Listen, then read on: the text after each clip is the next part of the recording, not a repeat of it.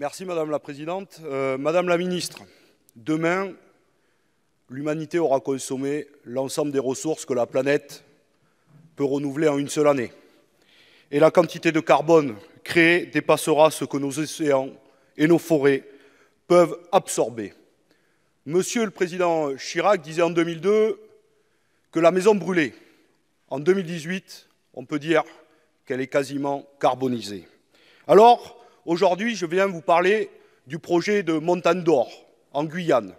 Ce projet fou, vous le savez, quelques chiffres de cette montagne d'or où on attend 80 tonnes d'or en 12 ans. La fosse fera 32 fois le Stade de France.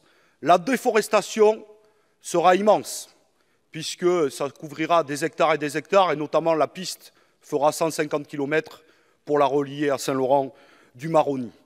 On aura besoin pour cette mine d'or d'utiliser 470 000 litres d'eau par heure, quand une famille guyanaise en consomme 80 000 litres par an. Il faudra aussi 10 tonnes d'explosifs, 10 tonnes de cyanure par jour.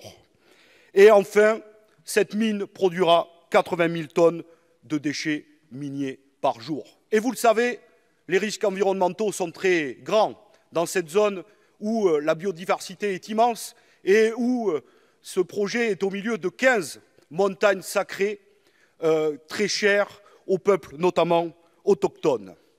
Alors, Madame la Ministre, vous le savez, ce projet a un risque environnemental grand puisque le barrage qui retient les boues cyanurées pourrait céder dans un département où la pluviométrie est très forte, comme ça s'est déjà produit au Brésil en 2015 ou en Roumanie en 2010. Alors ma question est simple, et je la pose sans papier. Est-ce que vous croyez qu'il n'y a pas une incohérence à faire le tour de la planète, comme le président Macron, pour dire « Make your planet great again », la main sur le cœur, et à autoriser ce projet de mine fou qui sera un désastre environnemental, écologique, social et économique qu'on n'a jamais connu en France. Merci, chers collègues. Madame la Ministre, Madame Brune-Poirson. Merci, Madame la Présidente. Mesdames et Messieurs les sénateurs, Monsieur le sénateur Gay, nous entendons vos inquiétudes et nous les partageons concernant le projet de mine d'or industrielle Montagne d'Or en Guyane. Lors de son déplacement en Guyane, en octobre dernier, le président de la République a affirmé son attachement à l'exemplarité des projets qui seraient lancés sur le territoire guyanais en général. Il s'est dit favorable au développement d'une filière aurifère en Guyane.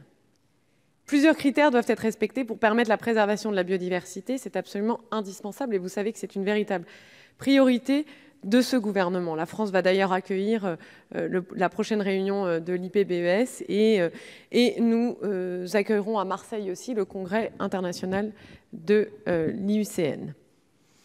Et donc la biodiversité est une priorité et le développement du territoire l'est aussi, ou encore le bien-être de la population.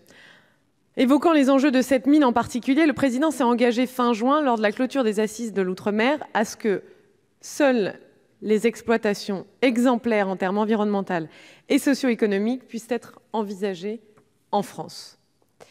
Sébastien Lecornu, secrétaire d'État auprès de Nicolas Hulot, était en Guyane la semaine dernière pour faire un point de situation alors que le débat public sur la construction de la mine vient juste de se terminer. Le rapport va être rendu public en septembre. Pour le gouvernement, il était essentiel et primordial que chacun puisse s'exprimer sur ce projet. Les acteurs économiques, mais aussi les ONG, les élus, les représentants des peuples amérindiens. Le gouvernement les a d'ailleurs rencontrés récemment. Vous le savez, en fonction des conclusions de ce rapport, la procédure prévoit que le porteur de projet apporte des améliorations significatives. Le gouvernement, pour l'instant, n'a pris de décision ferme, puisque la phase de consultation vient seulement de s'achever.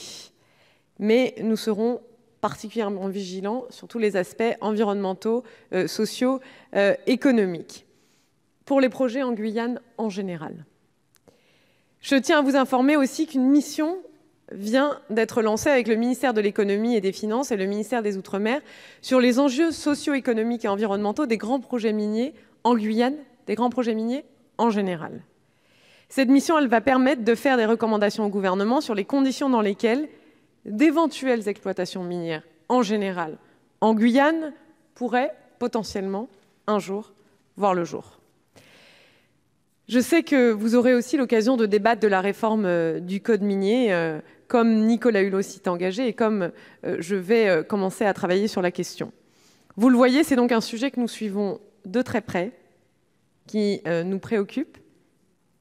Et c'est pour ça que je me permets d'ajouter d'ailleurs 2 derniers points. Vous faites allusion à des subventions. Sachez que ce sont en réalité...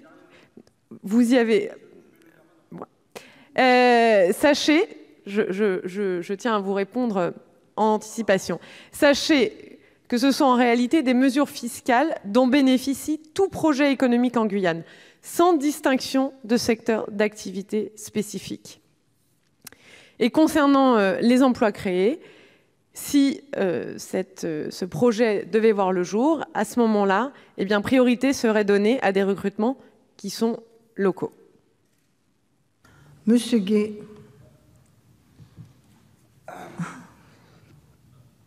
Je ne sais même pas par où commencer.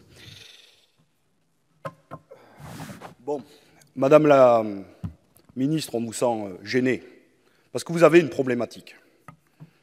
C'est que vous sentez bien l'incohérence entre vos propos, la belle communication macronienne, et puis la réalité. D'abord, ce projet divise, c'est vrai. 69% de la population, selon un sondage de WWF, serait opposée. Un certain nombre d'ONG, toutes, y sont opposées. Ça divise plus les élus locaux, certes. Alors, il y a la question de l'emploi. C'est vrai, 700 à la clé. 420 millions d'euros, ce n'est pas une petite bagatelle, la somme qui est donnée. 420 millions d'euros pour 700 emplois non pérennes. Parce que vous savez, Madame la ministre, vous dites, on donnera la priorité. Mais vous ne pourrez pas imposer à une société privée. D'ailleurs, la question tout à l'heure de mon collègue Franck Montaugé sur Engie, même quand vous êtes actionnaire majoritaire, vous n'arrivez pas à agir, enfin, vous ne voulez pas agir sur l'emploi. Donc, ne nous dites pas que vous agirez sur une société privée. Et partout où ça s'est passé, les projets de mines, la première année, on prend des emplois locaux et après, on délocalise, on ira chercher des emplois au Suriname à côté pour baisser le coût du travail. Et vous savez que c'est une aberration parce qu'il est sur ce projet de montagne d'or sur une courbe de l'or très haut. Mais en vérité, en ce moment, elle dégraisse. Et, Madame la ministre, si vous mettiez 420 millions d'euros pour des projets pérennes d'avenir, notamment de l'emploi, alors là, vous pourriez créer plusieurs dizaines de milliers d'emplois. Et vous le savez. Et enfin, on ne peut plus mentir aux Guyanais, aux Guyanaises. Parce que je vous rappelle que l'an dernier, il y a eu une révolte sociale inédite. Et on leur avait promis déjà beaucoup de choses. Et moi aussi, je les ai reçus, les représentants, en même temps que vous. Et vous savez ce qu'ils m'ont dit? Ils n'ont pas vu un centime de la couleur de l'argent que vous leur avez promis l'an dernier. Voilà la réalité. Donc ce projet, vous le savez, c'est une aberration sociale, économique et environnementale. Vous êtes gêné aux entournures parce qu'il y a un problème, Madame la ministre. Quand on est ministre d'un gouvernement qui protège autant le capital, alors il ne sert que les intérêts financiers et les intérêts à court terme. Alors il faut une autre société qui ait une vision d'avenir, mais ça, ce n'est pas le choix de votre gouvernement. Je vous remercie.